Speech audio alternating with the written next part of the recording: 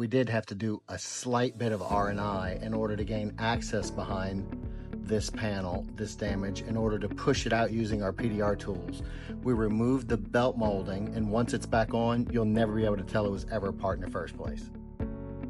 Hi everybody, behind me I have a 2019 BMW M240i. This is a convertible vehicle, and right in the driver's side quarter panel there was a sharp dent just behind the driver's door.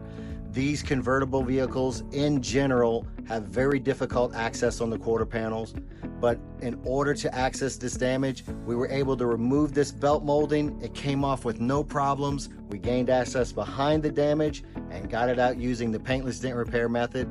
This dent came out fantastic using paintless dent repair. And if you have damage on your vehicle and would like to find out if it's a candidate for paintless dent repair, get in touch with us at www.thereconshop.com or give us a call at 512-290-HAIL. That's 512-290-4245.